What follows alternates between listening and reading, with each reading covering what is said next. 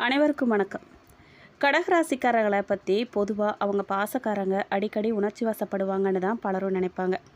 ஆனால் வெளி உலகத்துக்கு தெரியாத அவங்களோட அழகான மனசுக்குள்ளே இருக்கும் ரகசிய குணம் என்ன அப்படின்னு கேட்டிங்கன்னா, அசாத்தியமான ஆறாம் அறிவுங்க. கடகராசிக்காரர்களுக்கு இயல்பாகவே ஆறாம் அறிவு ரொம்ப அதிகம்.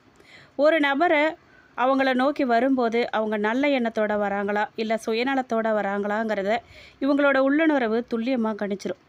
அவங்க அதை வெளியில் காட்டிக்காமல் அமைதியாக வேடிக்கை பார்ப்பாங்க. ஆபத்தான மௌன புரட்சி செய்வாங்க. இவங்களுக்கு கோபம் வந்தால் கத்தி ஆர்ப்பாட்டம் செய்ய மாட்டாங்க.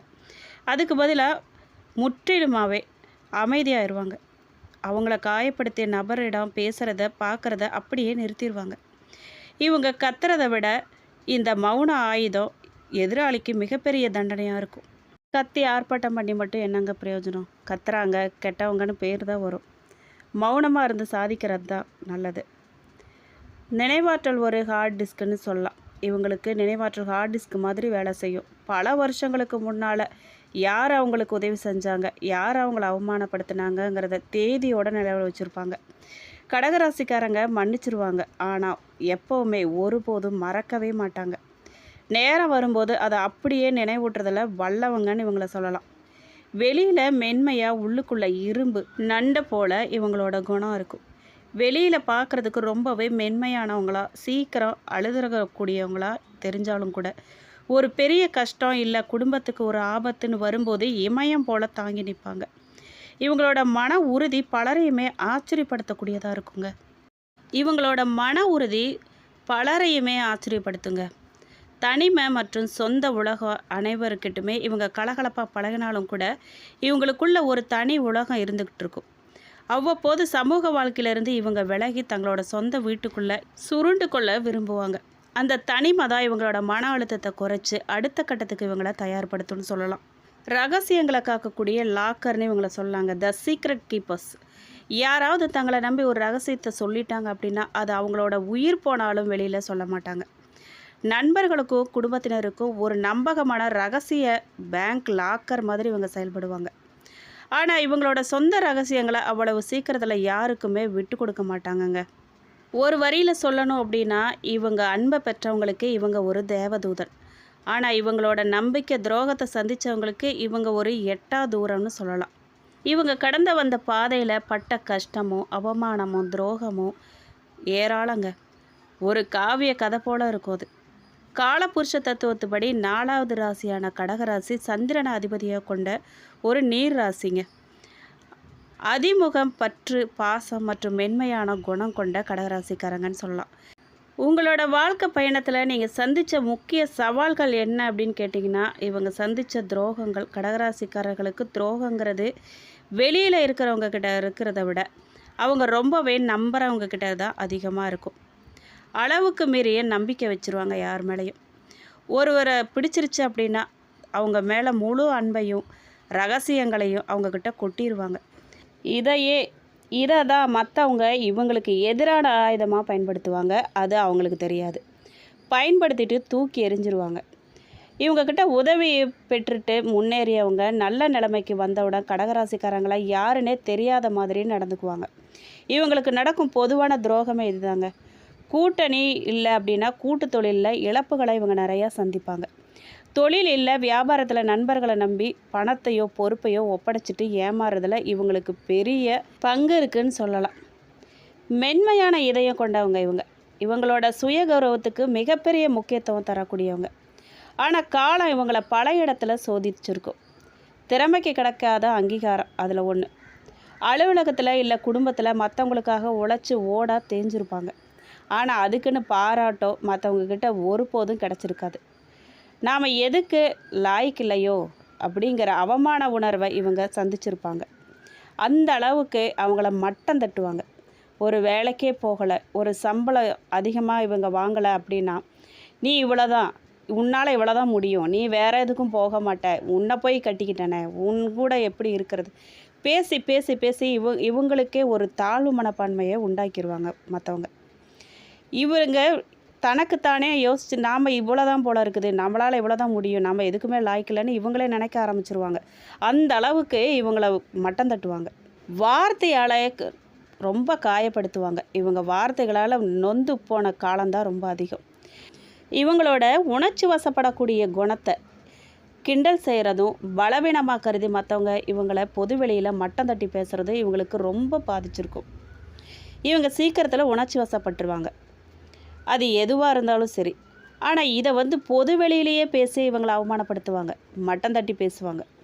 இவங்களுக்கு ஒரு கட்டத்துக்கு மேலே கேட்டு கேட்டு கேட்டு இவங்களே அவங்கள தாழ்வாக நினைக்க ஆரம்பிச்சிருவாங்க. பண நெருக்கடியால் நிறைய சோதனைகளை சந்திச்சிருப்பாங்க. வாழ்க்கையில் ஒரு குறிப்பிட்ட கட்டத்துக்கு ஏற்பட்ட கடுமையான பொருளாதார வீழ்ச்சி இவங்களை மற்றவங்க கிட்ட கையேந்த வச்சுருக்கும், கடன் கேட்க வச்சுருக்கும், அவமானப்பட வச்சுருக்கும். இவங்க கடந்து வந்த கஷ்டங்கள்லாம் சந்திரனோட ஆதிக்கம் இருக்கிறதால இவங்களோட மனநிலைமை கடலின் அலைய மாதிரி ஏறி இறங்கிக்கிட்டே இருக்கும். இதனால் இவங்களோட கஷ்டங்களும் பெரும்பாலும் மன ரீதியானதாக தான் இருக்கும். மன உளைச்சலை நிறைய இவங்க அனுபவிச்சிருப்பாங்க. செத்தரலான்னு கூட இவங்க யோசிச்சிருப்பாங்க. பிச்சை எடுக்காத குறைய நிலைமையை சந்திச்சிருப்பாங்க. மனப்போராட்டங்களை தான் இவங்க நிறைய சந்திச்சிருப்பாங்க. வெளியில் சிரிச்சுக்கிட்டே இருந்தாலும் கூட மனசுக்குள்ளே ஏதாவது ஒரு கவலையை சுமந்துக்கிட்டு தான் இருப்பாங்க. கடந்த கால கசப்பான நினைவுகளாக இவங்களால் சீக்கிரத்தில் மறக்கவே முடியாதுங்க. அதே இவங்களுக்கான பெரிய கஷ்டம்தான். ஏன் அப்படின்னா மற்றவங்க செஞ்ச துரோகமும் பட்ட கஷ்டமும் மன வேதனையும் அவமானமும் திரும்ப திரும்ப ஞாபகம் வந்துக்கிட்டே இருக்கும். போதாதா அதுவே? அது மட்டும் இல்லைங்க, சின்ன வயசுலேயே இவங்க குடும்ப பொறுப்புகளை சுமக்க வேண்டிய சூழ்நிலை பல கடகராசிக்காரர்களுக்கு அமைஞ்சிருக்கும். தன்னோட தேவைகளை தியாகம் செஞ்சு குடும்பத்துக்காகவே வாழ வேண்டியதாக இருந்திருக்கும். நிறைய பேர் சின்ன வயசுலேயே உழைக்க ஆரம்பிச்சிருப்பாங்க. படிப்பை அதை விட்டுட்டு உழைக்கிறதுக்கு போயிருப்பாங்க. ஆரோக்கியம் இவங்களுக்கு சவாலாக இருந்திருக்கும். மன அழுத்தம் காரணமாக இவங்களுக்கு செரிமான குறைபாடு, தூக்கமின்மை, இல்லை அப்படின்னா ரத்த அழுத்தம் போன்ற உடல்நல பிரச்சனைகள்லாம் அடிக்கடி வந்துட்டு போகும். ஆனாலும் எவ்வளோ தான் அடி வாங்கினாலும் அவமானப்பட்டாலும் கடகராசிக்காரங்க எப்போவுமே நிரந்தரமாக வீழ்ந்துட மாட்டாங்க. நண்டு எப்படி தான் பிடியை விடாதோ அதே மாதிரி இவங்களும் விடாமுயற்சியோடு மீண்டும் எழுந்துட்டு வந்துக்கிட்டே இருப்பாங்க. இவங்களுக்கு இந்த ஆனி மாதம் மன ரீதியான மாற்றத்தையும் சில முக்கியமான எச்சரிக்கைகளையும் தரக்கூடிய மாதமாக அமைஞ்சிருக்குங்க. உங்கள் ராசிநாதனான சந்திரன் இப்போ கோச்சார கிரகங்களின் நிலையை வச்சு இந்த மாதம் உங்களுக்கு எப்படி இருக்கும் அப்படின்னு கேட்டிங்கன்னா, சூரியன் உங்கள் ராசிக்கு 12ஆம் இடமான மிதுன ராசியிலும் மாத பிற்பாதியில் உங்கள் ராசியில் சஞ்சரிக்க போகிறாரு. அதே போல் குரு பகவான் 11ஆம் இடமான லாபஸ்தானத்தில் பலமாக இருக்கார். ராகு, கேது மற்றும் சனி நிலைகளும் கலவையான பலன்களை உங்களுக்கு தரக்கூடியதாக இருக்க போகுது. பொருளாதாரமும் பணவரவை பற்றி கேட்டிங்க அப்படின்னா, லாபஸ்தான குரு பார்வையால் பணவரவுக்கு பஞ்சமே இருக்காது. ரொம்ப நாளாக வராமல் இருந்த கடன் கூட இப்போ உங்களுக்கு வசூலாயிரும். கூட்டு தொழில் செய்கிறவங்களுக்கு நல்ல லாபம் கிடைக்கும். தொழில் மற்றும் வேலை பற்றி கேட்டிங்க அப்படின்னா, உத்தியோகத்தில் இருக்கிறவங்களுக்கு வேலை பளு கொஞ்சம் அதிகமாக தாங்க இருக்கும். மேலதிகாரிகள்கிட்ட பேசும்போது நீங்கள் நிதானமாக பேசுகிறது ரொம்ப நல்லது. தொழில் நிமித்தமாக இருந்தாலும் சரி, இல்லை ஆன்மீக காரியங்களுக்காகவோ நீங்கள் திடீர் தூர தேச பயணங்கள்லாம் உங்களுக்கு ஏற்பட வாய்ப்பு இருக்குது. குடும்ப வாழ்க்கை பற்றி கேட்டிங்க அப்படின்னா, குடும்பத்தில் சுபகாரிய பேச்செல்லாம் நல்லபடியாக முடியும். கணவன் மனைவிக்குள்ளே இருந்த கருத்து வேறுபாடெல்லாம் மறைஞ்சு நெருக்கமும் அந்யோன்யமும் கூட போகுது. எந்த விஷயத்துலையும் நீங்கள் எச்சரிக்கையாக இருக்கணும் அப்படின்னு கேட்டிங்கன்னா, சூரியனும் செவ்வாயும் மறைவு ஸ்தானத்தில் சஞ்சரிக்கிறதால கடகராசிக்காரங்க ரொம்பவே கவனமாக இருக்கணுங்க. வார்த்தைகளில் நிதானம் கண்டிப்பாக இருக்கணும். தேவையில்லாத வாக்குவாதங்களை தவிர்த்திடணும். நாம் நல்லது தானேன்னு நினச்சி பேசுவாங்க, ஆனால் அது உங்களுக்கு தான் பின்னாடி கஷ்டத்தில் போய் முடியும், பிரச்சனையை கொடுக்கும். நீங்கள் நல்லதுன்னு நினச்சாலும் அது மற்றவங்களுக்கு குத்தமாக தான் தெரியும். குறிப்பாக குடும்பத்தாருக்கிட்ட, சக ஊழியர்கிட்ட கோபத்தை குறைச்சிக்கணும். நீங்கள் ஆரோக்கியத்தில் கவனமாக இருக்குங்க. மாதத்தோட முதல் பாதியில் உஷ்ண சம்மந்தமான உபாதையெல்லாம் வர வாய்ப்பு இருக்குது. அதாவது கண்ணெரிச்சல், தூக்கமின்மை, அஜீரண கோளாறுலாம் வர வாய்ப்பு இருக்குது. முறையான உணவு பழக்கமும் போதுமான ஓய்வும் உங்களுக்கு ரொம்ப அவசியம். தண்ணி நிறைய குடிக்கணும். பண பரிவர்த்தனை பற்றி கேட்டிங்க அப்படின்னா, லாபம் வந்தாலும் கூட தேவையில்லாத ஆடம்பர செலவுகள்லாம் உங்களை துரத்தும். யாருக்குமே ஜாமீன் கையெழுத்து போடக்கூடாதுங்க, போடவே வேண்டாம். புது நபர்களை நம்பி பெரிய தொகையெல்லாம் கடனாக நீங்கள் கொடுக்கறத தவிர்க்கணும். சின்ன சின்னதாக கொடுக்குறீங்களா வாங்குறீங்களா அதோட வச்சுக்கோங்க. பெரிய தொகையெல்லாம் கடனை கொடுக்காதீங்க. நாளைக்கே அது வராமல் போகிறதுக்கு கூட வாய்ப்பு இருக்குது. அதுக்கான கிரகநல சூழ்நிலை தான் உங்களுக்கு இருக்குது. வழிபட வேண்டிய தெய்வம் அப்படின்னு பார்த்தீங்கன்னா, உங்களுக்கு அதிபதி சந்திரன்கிறதால இந்த மாத சவால்களை சமாளித்து மன அமைதி வேணும் அப்படின்னா நீங்கள் வழிபட வேண்டிய தெய்வம் மகாவிஷ்ணு மற்றும் மகாலட்சுமி. புதன் மற்றும் குருவின் சுப பலன்களை பெறதுக்கு நீங்கள் சனிக்கிழமைகளில் பெருமாள் கோயிலுக்கு போயிட்டு துளசி அர்ச்சனை செய்கிறது நல்லதுங்க. அது மட்டும் இல்லை, வெள்ளிக்கிழமைகளில் நெய் தீபம் ஏற்றி மகாலட்சுமியை நீங்கள் வழிபடுறது மூலமாக வீண் விரயமெல்லாம் தவிர்த்து போகுங்க. செல்வ சேர்க்கை உண்டாகும். பௌர்ணமி நாளில் அம்மன் வழிபாடு அல்லது சிவபெருமானுக்கு அபிஷேகம் செய்கிறதும் உங்கள் மனக்குழப்பங்களை தீர்க்குங்க. உங்களுக்கு அதிர்ஷ்டமான நேரம் எண்கள் என்ன அப்படின்னு கேட்டிங்கன்னா, உங்களுக்கு நேர்மறையான ஆற்றலை அதிகரிக்க பயன்படுத்தக்கூடிய நேரம் அப்படின்னு பார்த்தீங்கன்னா வெள்ளை, வெளிர் நீலம் மற்றும் க்ரீம். இந்த நிறங்களை நீங்கள் பயன்படுத்துறது ரொம்ப நல்லது. நல்ல விஷயங்களுக்கு, நல்ல காரியங்களுக்கு. கருப்பு, அடர் சிவப்பு நிறங்களை நீங்கள் தவிர்க்கிறது நல்லது. சாதாரண நாட்களில் உடுத்திக்கலாம். ஒரு முக்கியமான நல்ல காரியங்களுக்கு, நல்ல விஷயத்துக்கு போகும்போது இந்த நிறத்தை நீங்கள் தவிர்க்கிறது நல்லது. உங்களுக்கு அதிர்ஷ்டமான எண்கள் அப்படின்னு பார்த்தீங்கன்னா 2, 3, 7. இந்த கூட்டுத்தொகையில் வர தேதிகளுக்கு கூட உங்களுக்கு அனுகூலமான பலனை தரக்கூடியதாக இருக்குங்க. சுருக்கமாக சொன்னோம் அப்படின்னா, இந்த மாதத்தில் கடகராசிக்காரர்களுக்கு பொருளாதார ரீதியாக பல நன்மைகளை தந்தாலும் கூட மன ரீதியாகவும் வார்த்தைகளில் நீங்கள் காட்டும் நிதானமும் தான் உங்களை முழுமையான வெற்றிக்கு கூட்டிகிட்டு போகுங்க. இந்த மாத கிரக நிலைப்படி குறிப்பாக லாபஸ்தானத்தில் இருக்கக்கூடிய குரு பகவான் பலத்தால் உங்களுக்கு தொழில் வியாபாரத்தை பற்றி கேட்டிங்க அப்படின்னா, தொழில் வியாபாரத்தை பொறுத்த வரைக்கும் மறைமுக போட்டிகளை தாண்டி லாபம் உங்களுக்கு கிடைக்க போகுதுங்க. வரவு நிறைய அமையக்கூடிய மாதமாக தான் அமைஞ்சிருக்கு உங்களுக்கு. புது முதலீடுகளை பொறுத்த வரைக்கும் பெரிய தொகையை முதலீடு செய்கிறது, புதிய கலைகள் தொடங்குறது, இல்லை புது கூட்டாளிகளை சேர்க்கிறது இந்த மாதம் பிற்பாதியில், அதாவது ஜூலை மாத துவக்கத்தில் வச்சுக்கிறது ரொம்ப நல்லது. ஜவுளி, மளிகை, உணவு சார்ந்த தொழில்கள் மற்றும் திரவ பொருட்கள், அதாவது கெமிக்கல், பால், எண்ணெய் வியாபாரம் செய்கிறவங்களுக்கு அசாத்தியமான லாபம் கிடைக்க போதுங்க. நீங்கள் எந்த விஷயங்கள்லாம் எச்சரிக்கையாக இருக்கணும் அப்படின்னு கேட்டிங்கன்னா, வாடிக்கையாளர்கிட்ட, உங்கள்கிட்ட வேலை செய்யும் தொழிலாளர்கிட்ட கனிவாக நீங்கள் நடந்துக்கிறது ரொம்ப நல்லது. கோபத்தையோ தேவையில்லாத வார்த்தைகளை விடுறது, தேவையில்லாத வாக்குவாதத்தில் ஈடுபடுறதுங்கிற விஷயத்தெல்லாம் நீங்கள் செய்யாதீங்க. கனிவாக நடந்துக்கோங்க. அதுதான் உங்கள் தொழில் வியாபாரத்துக்கு ரொம்ப நல்லது.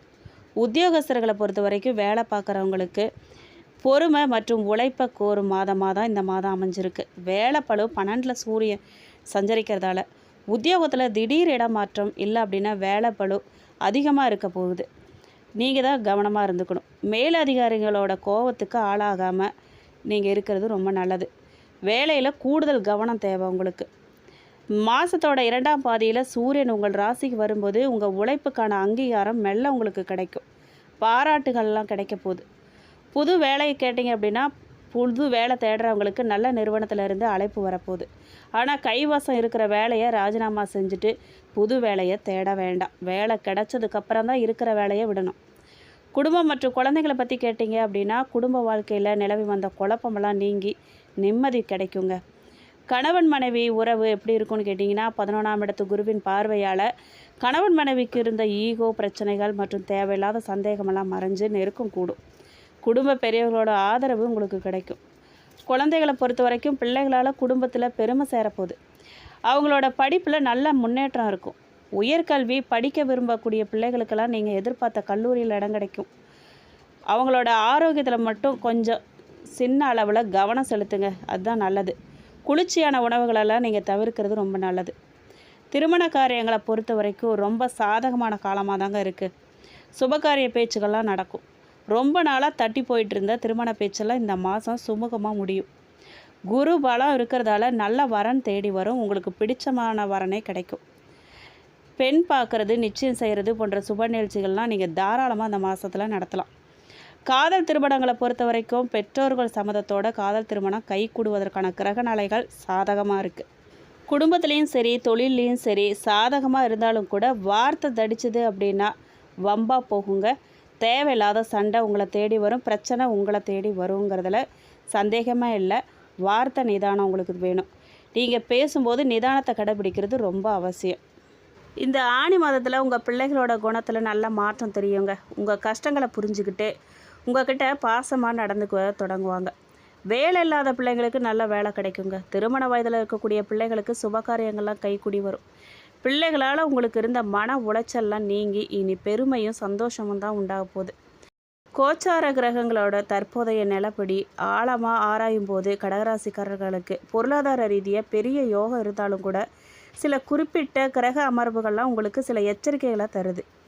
முக்கியமாக உங்கள் ராசிக்கு 12ல் சூரியன் மற்றும் புதன் மறைஞ்சிருக்கிறதால சனியோட பார்வை இருக்கிறதும் உங்களை எந்தெந்த விஷயத்தில் எச்சரிக்கையாக இருக்க சொல்லுதுன்னு தெரியுமா? வார்த்தையே உங்களோட ஆயுதங்க. பேச்சில் அதீத நிதானம் உங்களுக்கு ரொம்ப தேவை. உங்கள் ராசிநாதனான சந்திரன் ரொம்பவே மென்மையானவர். ஆனால் இப்போ இருக்கிற கிரகங்கள் சேர்க்கையால் உங்களுக்கு திடீர் கோபம் எரிச்சல்லாம் வர வாய்ப்பு இருக்குது. நீங்கள் தான் கவனமாக இருக்கணும். குடும்பத்தில் இல்லை வேலை செய்கிற இடத்துல நீங்கள் சாதாரணமாக சொல்கிற வார்த்தை கூட மற்றவங்களுக்கு கடுமையாக விவாதமாக தெரியுங்க. அதனால் கவனமாக பேசுங்க. இந்த மாதம் மௌன விரதம் உங்களுக்கு பெரிய ஆபத்துகள்லேருந்து தப்ப வைக்கும் உங்களை. குறிப்பாக அடுத்தவங்களோட குடும்ப விவகாரங்களில் நடுவராகவோ இல்லது பஞ்சாயத்து செய்கிறது இந்த மாதிரி இதெல்லாம் நீங்கள் விட்டுருங்க. வீண் அலைச்சல், மருத்துவ செலவு இதெல்லாம் வர வாய்ப்பு இருக்குது. சூரியன் 12ஆம் இடத்துல சஞ்சரிக்கிறதால உடல் உஷ்ணம் மற்றும் கண் சம்பந்தமான உபாதையெல்லாம் வர வாய்ப்பு இருக்குது. கவனமாக இருங்க. தேவையில்லாத பயணங்களால் உடல் சோர்வும் நேர விரயமும் ஏற்பட போகுது. வண்டி வாகனங்களில் போகும்போது வேகம் வேண்டாங்க. மெதுவாக போகிறது தான் நல்லது. மொபைல் பேசிகிட்டே ஓட்டுறதையும் நீங்கள் தவிர்க்கணும். கைமாத்தா பணம் கொடுக்கறத நீங்கள் தவிர்க்கணுங்க. குரு பகவான் 11ல் இருக்கிறதால பண வரவு தாராளமாக இருக்கும். இதை பார்த்து உங்கள்கிட்ட கடன் கேட்க பல பேர் வருவாங்க. ஆனால் கடன் கொடுத்தீங்க அப்படின்னா 12ல் இருக்கும் கிரகங்கள் அந்த பணத்தை திரும்ப வரவிடாமல் முடக்கிடும். எவ்வளவு நெருங்கிய நண்பராக இருந்தாலும் சரி, இந்த மாதம் பெரிய தொகையை நீங்கள் கடனாக கொடுக்கக்கூடாது. உத்தியோகத்தில் ரகசியப்பாக இருந்துக்கிட்டே இருக்குங்க. ராகுவோட தாக்கம் மற்றும் 12ஆம் இடத்து கிரகங்களால் வேலை செய்கிற இடத்துல உங்களை பிடிக்காதவங்களோட கை ஓங்கிறது மாதிரி தோணும். உங்களோட உழைப்பை மற்றவங்க திருட பார்ப்பாங்க. மேலதிகாரிகள்கிட்ட உங்களை பற்றி தவறான வதந்திகளை பரப்புவாங்க. நீங்கள் எச்சரிக்கையாக இருந்துக்கோங்க. உங்கள் வேலையில் எந்த ஒரு தப்பும் இல்லாமல் சரியாக வச்சுக்க பாருங்கள். அலுவலக ரகசியங்களை இல்லை அப்படின்னா உங்கள் அடுத்த கட்ட திட்டங்களை ஊழியர்கிட்ட, அதாவது சக ஊழியர்கிட்ட பகிர்ந்துக்காதீங்க. அதுதான் ரொம்ப நல்லது. புனர்பூச நட்சத்திரம் 4ஆம் பாதக்காரர்களுக்கு இவங்க குருவின் ஆதிக்கம் பெற்ற நட்சத்திரம்னு சொல்லலாம். இந்த மாதம் மன அமைதியும் எதிர்பாராத தன லாபமும் கிடைக்கக்கூடிய மாதமாக உங்களுக்கு இருக்குங்க. உங்களோட நட்சத்திர அதிபதியான குரு பகவான் 11ல் பலமாக இருக்கிறதால தொட்ட காரியமெல்லாம் தொடங்க போகுது. ரொம்ப நாளாக வராமல் இழுபறியாக இருந்த பணமெல்லாம் கைக்கு வந்து சேரும். குடும்பத்தில் உங்கள் பேச்சுக்கு மதிப்பு இருக்கும். தடைப்பட்ட சுப காரியங்கள்லாம் தானாகவே கூடி வரும். புதிய தொழில் முதலீடுகளில் அவசரம் காட்ட வேண்டாம். நீங்கள் பெரிய மனுஷங்களோட நட்பு கிடைக்க போகுது. அதை சரியாக நீங்கள் பயன்படுத்திக்கணும். அடுத்ததாக பூச நட்சத்திரம். சனியின் ஆதிக்கம் பெற்ற நட்சத்திரம் இது. உங்கள் ராசிக்கு இந்த மாதம் அலைச்சலும் அதுக்கு பின்னாடி அனுகூலமும் தர மாதமாக இருக்க போகுது. அஷ்டம சனியின் பிடியிலிருந்து முழுமையாக நீங்கள் விடுபட்டதால் உங்களோட போராட்டங்கள்லாம் முடிவுக்கு வரும் காலகட்டமாக இது இருக்குது. வேலை தேடுறவங்களுக்கு நல்ல நிறுவனத்தில் வேலை கிடைக்கும். உத்தியோகத்தில் இருந்த இடமாற்றமெல்லாம் கவலை தீருங்க. பிள்ளைகளோட வழியில் இருந்த மனக்கவலைகள்லாம் முழுமையாக நீங்க போகுது. சூரியனோட சஞ்சாரத்தால் அரசாங்க காரியங்களில் கொஞ்சம் இழுபறி நிலை நீடிக்குங்க. வண்டி வாகனங்களில் போகும்போது கூடுதல் கவனம் உங்களுக்கு தேவை. அடுத்ததாக ஆயில்ய நட்சத்திரம். புதனின் ஆதிக்கம் பெற்ற நட்சத்திரம் இந்த நட்சத்திரம். உங்களுக்கு இந்த மாதம் புத்தி கூர்மையும் புதிய வாய்ப்புகளும் தேடி வரப்போகுதுங்க.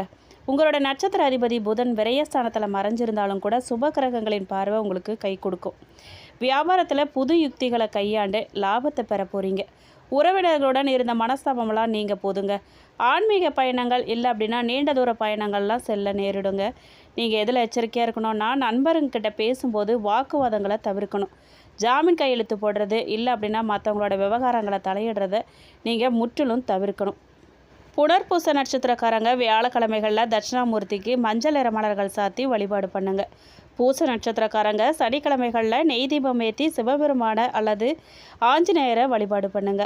ஆயில்ய நட்சத்திரக்காரங்க புதன்கிழமைகளில் பெருமாள் கோயிலுக்கு துளசி தீர்த்தம் பெற்று குடிங்க.